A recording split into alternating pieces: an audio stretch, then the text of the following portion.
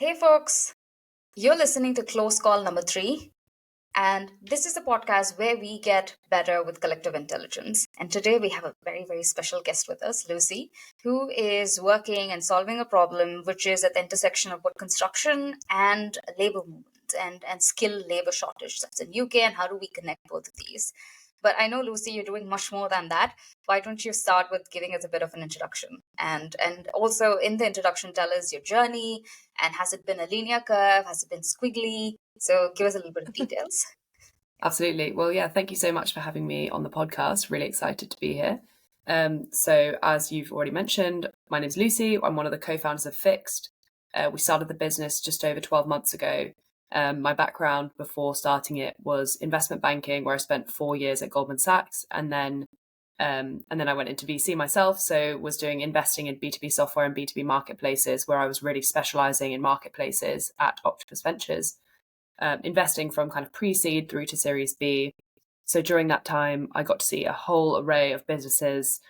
Thought I got a really good insight into kind of what not to do, and that was my inspiration for starting Fixed. I felt like I was in a really great position, as a first-time founder, having seen what a number of different businesses had done, and so and decided I really wanted to do it myself. So that was me deciding I wanted to be a founder. Obviously, was really inspired by the portfolio company founders I was working with at Octopus, and just got really, really excited by the journeys that they were on.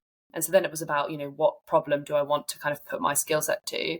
I was a bit of a generalist, I would say, apart from the marketplace experience. But, apart from that, there was a lot of different problems out there that I thought might be something that I could work on. I just really wanted to do something that had a really big impact on people or planet. So then one of my second co-founders comes in. He's also my husband, Henrik. He was working at the time in the construction industry. So he started at the very bottom as a labourer and worked his way up the industry to becoming senior civil engineer for one of the largest subcontractors in the UK. A lot of hustle, but he's a really great kind of picture of what the construction industry can do for someone if you work hard and if you are ambitious and you kind of seize opportunities that come to you. So he's a massive advocate for the industry. During our time kind of in our independent careers, we realized this huge problem, or Henrik realized this huge problem in construction, which was finding work if you're a worker in the industry, and also the kind of precarious nature of the jobs in the industry, how you don't have kind of insurance, pensions, or paid holidays, and you can be let go at a moment's notice. So that was the problem on the worker side, which he obviously experienced himself firsthand for many years in the industry before landing himself this engineering role. Then on the company side, when he was in this kind of more senior managing role, he saw how expensive it was for companies to hire skilled workers and how often they were using recruitment agencies to fill these gaps in the team. And we realized actually across the 100,000 companies in the UK, where 75% of them are using recruitment agencies, they're spending just billions and billions of pounds a year on these fees. So we thought, we should be using tech. It's 21st century. We should be using tech to be fixing these problems. So let's kind of see what we can do there. I think that's where we started. Mm-hmm. And so that brings us to where we are now. We're building Fixed, which is a marketplace connecting construction companies with vetted skilled workers at lower costs than traditional agencies. As you said, we do more than just matching. We're doing all the vetting, all of the sourcing, paying, and kind of all of the management part. So I guess you'd think of it as a managed marketplace. Super cool. Awesome. Sorry, go ahead. No. I can just go on all day with the things that we've been through in our journey. But yeah, where do you want me to start? Amazing. So I want to pick up on a few things that you mentioned before we actually dive into the meat of the podcast. Is that you mentioned how being the investor, being on the investor side and going through tons and tons of pitches and founders, you tend to see what not to do and the mistakes that people make. How helpful was that in your journey when you sort of moved to the other side of the table, especially when it comes to, yes, the pitch deck, but then thinking strategically about how do I go about the fundraising process, what to do and what not to do? Because as an investor, we also sit on boards of these companies or as a board observer. So how instrumental was that? So that's the first question. Yeah. Yeah, I mean, I think it was definitely helpful having that kind of insider knowledge on, how investors will be looking at this. how they'll be kind of thinking about the team, all of the things that we can present up front, for example, that they might have kind of hesitancies to ask about, things like that. So, I mean, for one, and there, by the way, even having that insider knowledge, it's still possible to fall down the pitfalls, which I definitely realized. So, for example, I think one of the key things as an investor, if you're not a kind of domain expert, is you'll naturally look for data to prove that there's a problem. And as a domain expert, which I'm not, but my co-founder Henrik is, it's very easy to be like, yes, this is a huge problem, and I don't need to show you like a survey or, why am I telling you about this problem that I know so well is just such a huge problem across the industry? But obviously, my knowledge as a VC was like, let us know as a team that, we need to prove to these investors who aren't necessarily domain experts because they are investing across B2B that actually, here's a survey that actually proves this problem exists and the scale of it. And so that was quite a helpful part of our pre-revenue, pre-product fundraise that we did last year. Because I think without that, we would have really struggled to get investors excited about the story, but we were able to demonstrate through the data we collected that actually there is a problem. Whereas I think if we hadn't had that insider knowledge, we might have just been like trying to hammer home like this is a problem, and they're like, we don't know if it's a problem or not. That's a very good point, because most of the times founders easily get frustrated because they're in the problem, they're solving it every single day, they know the size of it, they know the urgency, they know the depth of it, but it can't be assumed that the person on the other side knows everything about it, and it needs to be broken down and demonstrated in a way that's understood, that's palatable, and that also shows the VC that, hey, this problem is huge, it's urgent, it needs to be solved yesterday. So I completely understand that. And the next question, I think you also touched on this a little bit, is that most VCs look at partner teams or two people in relationship as a kind of risk, even though the risk of founders falling apart can happen with anyone, immaterial of whether they're married, they're in a relationship, or they're related, they're brothers and sisters. Did this come up as a no-go for you in your journey? And how did you proactively address that, or how did you manage that? Yeah, no, great question. And absolutely, having the last investment I did when I was at Octopus was actually a founding team who were also a couple. Fantastic business. And I remember sitting through that IC when I was already kind of formulating the idea for my own business with Henrik, being like, oh God, like I can just see this like happening in every IC that we go to for the next 10 years. So, I mean, I knew going into it, this is going to be a no-go for some funds, especially those who've had bad experiences investing in partners who've actually fallen apart, which I think is the biggest risk. For us, and we knew that, we were like, okay, this is going to automatically reduce our pool of target investors probably by at least 30%. Funnily enough, no one, although I would say every investor asked us about it, and we were always very upfront about the relationship because there's, they're going to find out, and like, there's nothing to hide. Equally, if we don't mention it, which some investors have advised me not to mention it up front, and then obviously they see our team page and they're like, how on earth are you guys a team? Like, where did you three all meet, etc. So then, it comes out in the first 2 minutes anyway. I think it's better to tackle these kind of issues head on, because also if they can't invest for the fact that they have a recent case where it didn't work out, you're better off as a founder finding that out in meeting one rather than meeting 10. Absolutely. So funnily enough, no investor gave that as a reason for not investing. So it may well have been a reason, I'm very aware of that, but they didn't give that as the reason. I think we were always very clear on how we split our responsibilities, and we have very different skill sets and different backgrounds. So that was a piece that I think was really important to emphasize from the outset. We have our areas, we focus on those, we don't really overlap as much as possible. And I think that for me as an investor looking at a couple would be really important, like making sure that they're both adding value in their own separate ways rather than kind of trying to overlap on the same role. Yeah. I mean, that's super, super important. And I think everyone who's listening to this should really take this away and keep this as, things they must discuss and call one if they're people in a relationship that are starting a company. Okay. I had another question. So just quickly before, sorry, I just remembered one thing I wanted to say as well, was crucially, we have a third fantastic co-founder, Des, who we brought on in a very considered way. Not just because we're a couple, but actually the fact that we are a couple has made that third co-founder addition all the more important, I would say. And so, I would say in terms of advice for other founders who potentially are couples or best friends or, whatever, couples probably being the most pertinent, I think it really helps us to have that third co-founder, in situations where there is potentially, a decision to be made that we can't decide on. And, maybe like emotions might get into that decision. We always keep that very professional. We always have Des involved in the conversation. And there's never anything kind of you would never think anything of like this must be a couple arguing about a decision to be made. Instead, it's a very professional team decision, and I think that having that third person who is just so instrumental in that decision making process really helps us as well. Wow, super helpful. Thank you so much for adding to that. Two quick, what should I call it, rapid fire questions. So now that you've been on both the sides, being an entrepreneur and a VC, which side do you like better? Oh, I definitely like being an entrepreneur better. Why? Although it is harder.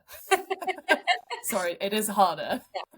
Yeah, 100 times harder. Yeah. Yes.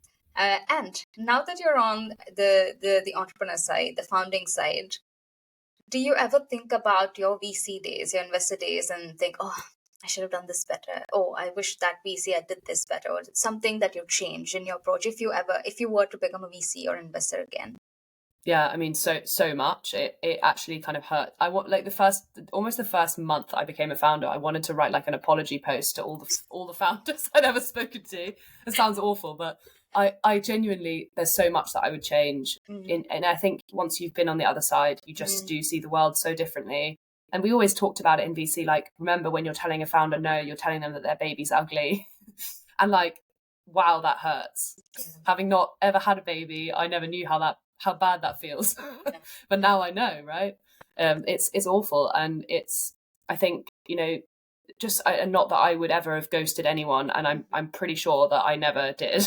But like the some of the behaviors you do see on the VC side when you're on the other side are just completely shocking. And I almost always gave people the benefit of the doubt because I knew how busy I was as a VC. But then when you've tried the other side, you kind of see like there is no excuse great enough to just ignore someone, like none.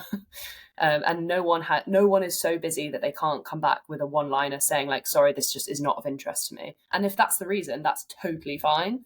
But and we did get that quite a bit. Construction's not for everyone. Recruitment is not for everyone.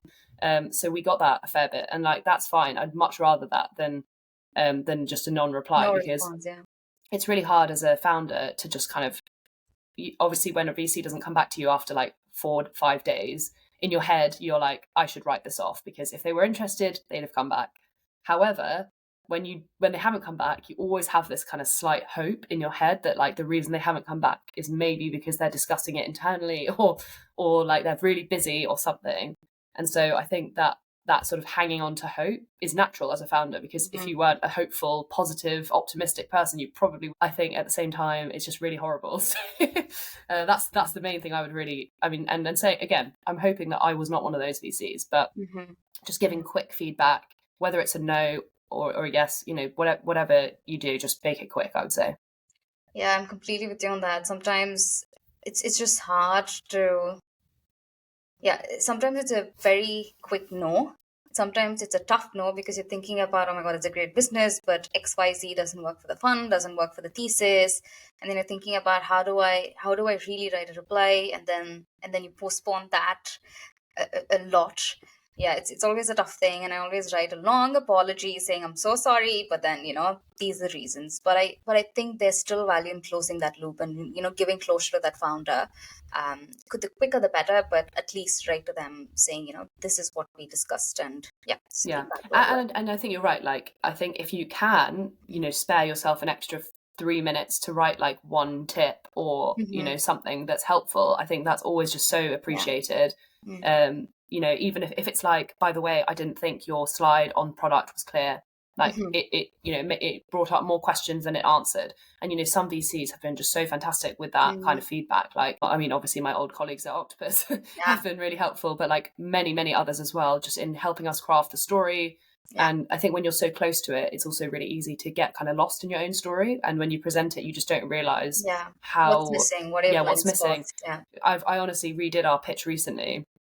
and tried it on like someone like a friend of mine Mhm. who I thought, isn't really close to the business, doesn't really know what we do, and they were just like, what is your product?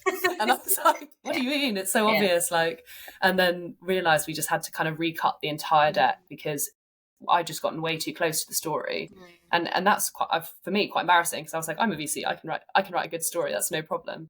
But actually, when you're that close, it's always, you always need someone independent to have a look over it. Mhm. Mhm.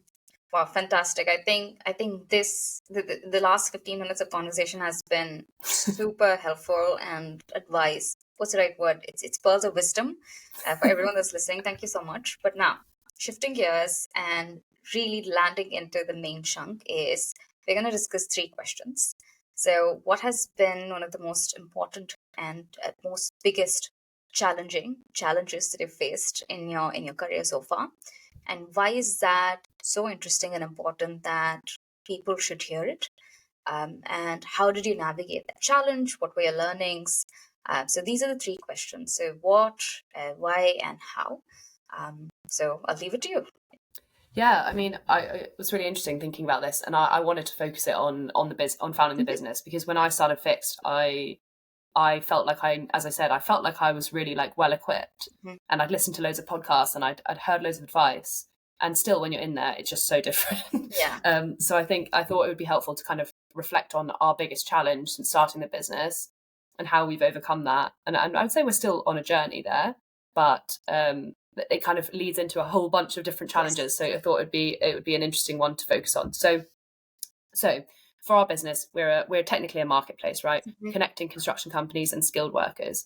And so the key challenge with starting a marketplace is what they call the cold start problem. Many a book has been written about the cold start problem, and many a podcast. But I think it's always so fascinating to hear the stories about how founders navigate this, because you have to get through it in order to start kind of seeing that Yeah. scale, seeing the kind of brilliance that a marketplace can offer. But it's seriously hard to get through, and I think a lot of companies don't ever make it through that Yeah. phase, which is just crazy to think about as well. Yeah, And because so in a yeah, marketplace, you're essentially building two products because the supply and the demand side, it needs to be happening on both of these sides. It needs to be balanced. Yeah, it's a tough problem, but once it takes off, that's the beauty of a marketplace. It just clicks and it runs. Yeah. absolutely. And so, when we started, we had a thesis about how this marketplace would look. And we also, really interestingly, we were in a landscape where many, many other founders have tried this and failed in the last sort of 5 to 10 years. And so we had this, I guess, recency bias, I would call it, from investors who were like, right, here's a list of companies who've tried this and failed. Why are you going to do it differently? And so and we had ideas about how we were going to go about it, but all of these ideas were very much ideas. We hadn't actually tested it yet, and that was part of why we were raising funding, to kind of get out there and start testing. So that there was a huge risk there, so credit to our investors who came in and gave us a shot, actually, with doing that. Hmm. So I mean, while we were raising our pre-seed, we'd started kind of testing and collecting data, like I mentioned before. And so and also talking to our customers, obviously such a crucial part of starting a business. Make sure you talk to your customers. And obviously, in order to solve the cold start problem, we had to produce value for one side of the marketplace, win over one side to get the other side. And so we started trying companies because we had a few contacts, and we thought these conversations will be easy. We're just offering them a better solution for less. Maybe they'll just sign up straight away. Obviously, that was just not how it went. Companies, we would talk to the companies and say, here's the dream. Oh no, nothing's been built yet. And how many people do you have on the platform? 12. And they're like, Come no. back. Yeah. Come back when you've got 1,000. Like, no thanks. Mhm. So obviously that was quite a demoralizing conversation, many conversations. But we realized very quickly, probably in about a week of conversations, that we're going to need to tackle the worker side of this equation first. Um, so we went out, literally, finding people who needed jobs in the Mhm. industry.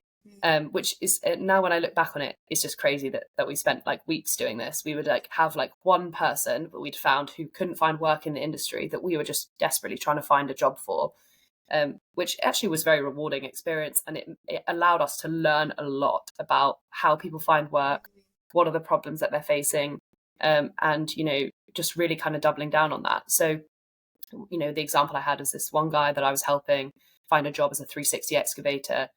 I helped him write his CV. I applied for Wow. him for jobs on Indeed. I wrote him cover letters. Like I did so, Cover like that, letters. literally cover letters. Like I'm the best 360 excavator. You can imagine Yeah. they were very, very kind of persuasive. But Hmm. he didn't get a job from any of my cover Oh letters. God. Basically, what we realised with all of these different applications was that there are so many different platforms that Mm. workers are trying to use to find work, and and actually the jobs, despite what the media lets you think about the skilled worker shortage, there are many people out there looking for jobs as well. And so you might see a post that goes up on a WhatsApp group that will then be taken in like within 20 minutes. And so I think that's that kind of feature of the landscape we weren't really aware of. And we realized, so I would like flag to him like, hey, have you seen this job on Indeed? And he'd be like, oh, thanks so much. I was like busy doing something else, but I'll apply now. And then he would apply, and then they'd be like, no, it's already been filled. So what we realized was it was really important to build something that helped workers find jobs in a very timely way and be alerted of those jobs that are available to them, as and Very when they come interesting. up. So Hmm. that insight from me literally cold calling companies and being like, please, can you hire this guy? Yeah, he's amazing. Led to us building our first worker product, Hmm. which is an aggregation tool that allows people to get all the jobs that are suitable to them in their location in one place in their WhatsApp. And so we built that product just directly on the back of that feedback and that attempt to solve the cold start problem. And it worked really well, I'm pleased to say. And we went from those 12 workers that we were kind of working with in the Hmm. first few weeks to we're kind of well over 6,000 Wow. workers. So that's Amazing. a really exciting part of the Hmm. story. And like it just kind of makes me laugh. But at the time, if for other founders listening to this, if you're in this kind of cold start phase of like using a Google sheet to match things or like whatever it is, just keep persevering and really try and take away like lessons from what you're hearing from those initial conversations you're having, because that allowed us to build something that's getting really, really good feedback from workers and getting that really good kind of flywheel effect happening. Yeah, maybe I'll pause there. Yes, I just want to reiterate a few things here. So, in your intro, you sort of spoke about how, through your experience seeing many more companies in this sector, and your co-founder's experience being in the construction industry, how you sort of knew that the problem existed. But even as insiders, even as people that have a very different, unique insight, it's so much hard to prove that and build something that works. um, and I just want to sort of reiterate that, from knowing the problem exists to creating a problem that could be adopted quickly and that's really usable. I think that's a great 0 to 1 story. Thank you so much for that, sharing that, Lucy. And another interesting thing that I want to touch upon is, why did you choose WhatsApp? Because it's a universal platform.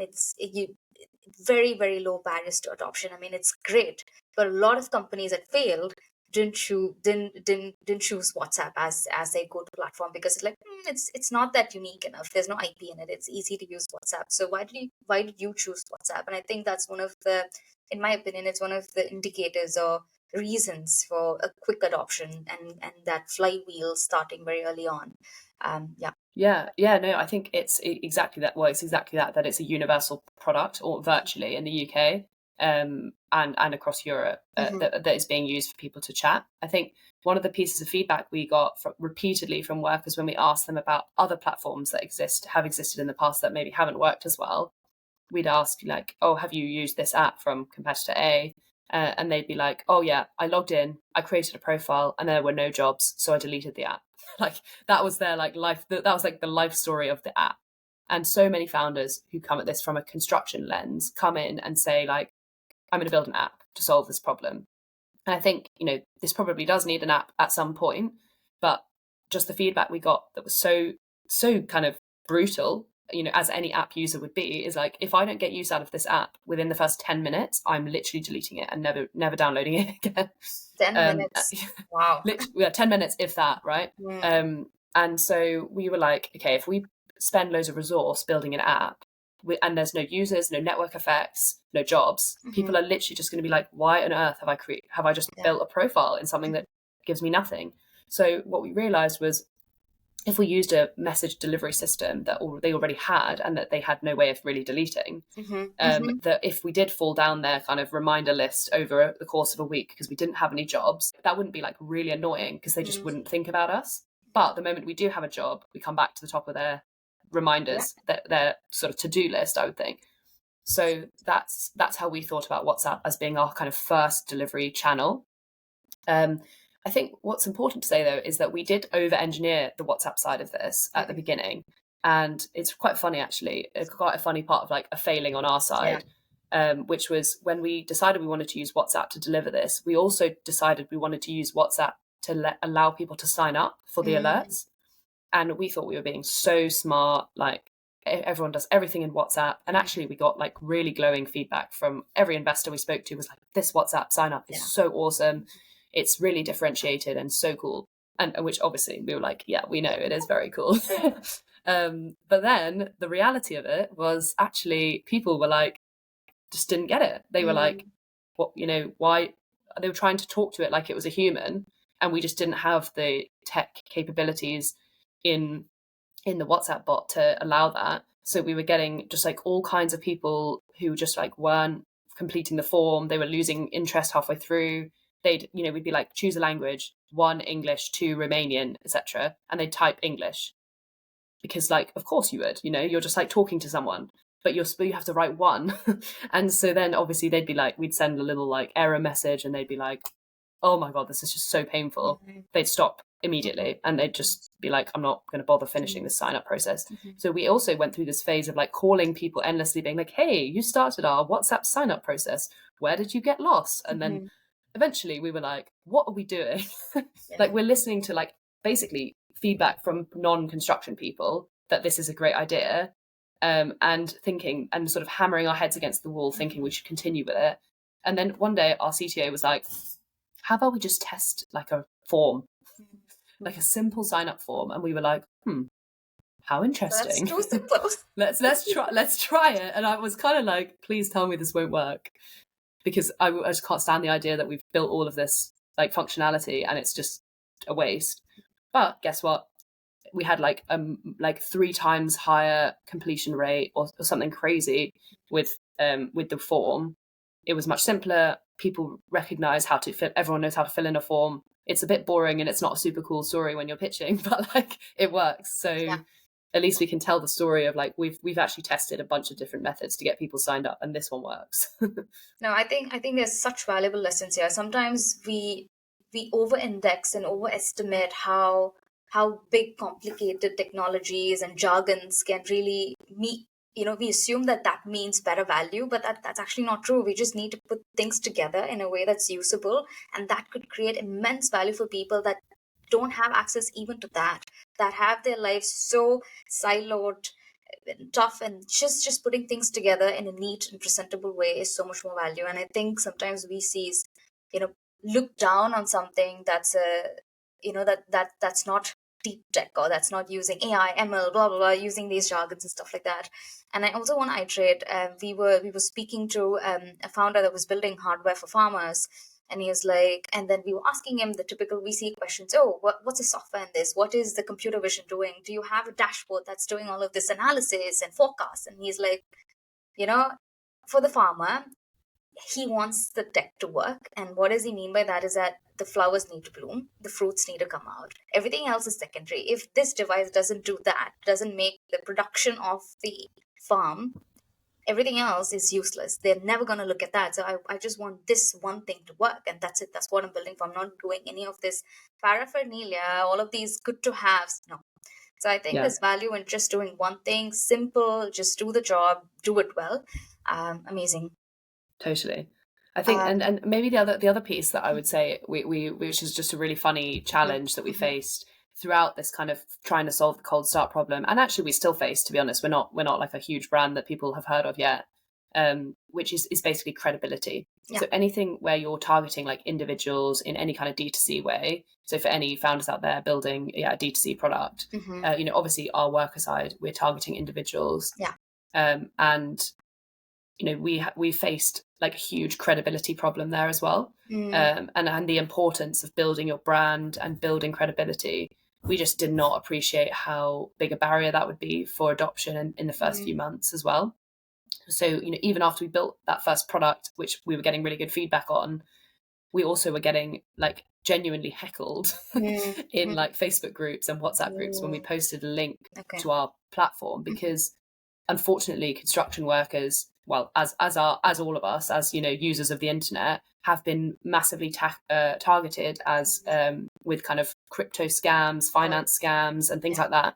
So I think people are very suspicious, which as they should be, about clicking links that they don't know, and like getting random links basically on the internet that they don't recognize. So we thought, in our kind of go-to-market strategy, we were like, we're just going to post on all these WhatsApp groups and Facebook groups, and people are just going to sign up in droves. And honestly, the first time I posted a link being like, you guys should sign up to Fixed if you're looking for work, someone literally commented, where do I put my bank details? And then I think like 70 people liked that comment and no one signed up. Oh God. And we were like, oh my God, like how has this happened? Like, what do we do? And then we were like commenting, being like, just to let you know, we are trying to help people in the industry. And everyone's just being like, lol. And we were like, this is such a brutal audience. Fair play to them, because we still are nobodies really. And so the importance we've recognized now of like building our brand, having a story on our website, like why have we started this, building up our socials so people can actually have something to look at when they search for us, is just so important. And I think we just really didn't see that to begin with. So again, another piece that I would really focus on if you're any way D2C. Yeah. Thank you so much, Lucy. I think that was fantastic. Okay, this is the last question that I have for you, and we sort of call it the productivity hoarder section. So especially for me, because I love tools. I love trying to construct my way and my workflow in a way that's super bulletproof, and it's sometimes I'm never productive at all. I'm just looking at these tools and gawking at them, trying to be productive. So on that note, what's your favorite tool or process or a tip that keeps you productive? So yeah, I'm like you. I always like to try and find tools like that. So I've been through like a whole bunch of experimenting with what works and what doesn't work. In terms of like collaborating as a team, which is something that's obviously super important when we're really small, we're moving really fast and trying to learn quickly, is actually Notion. We use Notion for basically everything, and obviously their product-led growth strategy is just bulletproof. Amazing. Because you use it for the first 12 months with your Google for Startups free package, and then by the time you get to the paid version, you're like in too deep that you can't possibly switch to something else. I was like, oh my God, we need to build this into our product tomorrow. Because it's just fantastic. And I think I remember looking at some of our startups Notion pages back when I wasn't a founder, and just being like, oh my gosh, like how do they have so much stuff in there? And it just builds so fast. We run all of our like product feature bugs through Notion. Any feedback points we get from workers, from customers, we add to our Notion board. So like all of our teams looped in on these kind of points. And have found that that's just been like such a productivity hack for us as a team. So that we're all like able to collaborate in one place. Amazing. Have you ever tried any calendar tools or how do you keep up with the to-dos? Sometimes I'm writing it down on a piece of paper, sometimes it's in a Notion, and then I'm trying to check it off, or sometimes it's just on my phone, on my WhatsApp, on my email. How do you manage your to-dos? And when I say to-dos, it's also, you need to buy groceries, and then you need to finish this, you need to send that deck out, you need to follow up, blah, blah. So all of this is a life management tool, and there's so many out there. So is Notion your go-to place for that, or do you have some other hack? Yeah, I've tried so many times to use like an online to-do list, whether it's Notion, Evernote, OneNote, like all of these. Motion, I think, is the new one. Yeah. I actually haven't tried that one, to be fair, so can't knock it till I've tried it. Yeah. I will try that, but I'm really analog. I genuinely write everything down, and if I don't write it down, that can be a real problem. The other thing I've started to do is put things in my diary. Like I have to block time out to do things, otherwise I'll end up working till like 2 a.m. on things. Otherwise I'll just fill my day with calls and realize I actually have no time to do like really important work follow-ups, etc. So I think using the calendar as a to-do list has also been really helpful. And as a first time founder and in the construction space, actually, as a first time founder, how do you make time for yourself in terms of how do you keep sane? And what do you do to be sane? Because work could be overwhelming, especially when you're doing fundraising and you're also doing sales, you're also building, you're the face of the company. How has that been for you? And what are your tips for any founder that's overwhelmed? Yeah, I think I can see it like it's, oh, well, I have experienced that that feeling like daily since we started this. So I actually, I really, it really resonates with me. I think one of the, so for me, one of the mad things we decided, Henrik and I, when we started the business, we also got a dog. Okay.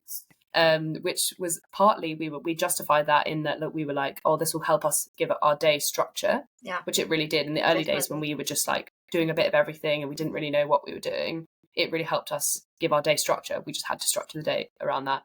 And now that we're really, really busy, sometimes it's really tough. And obviously we have a lot of help with that. Luckily, we're in a position to have that from like family and friends, etc. But it does force us to get out and like clear our heads, go for a nice walk, etc. And I think if I didn't have that, there are some days where I literally just wouldn't leave the house for like 4 days at a time, which is just so depressing.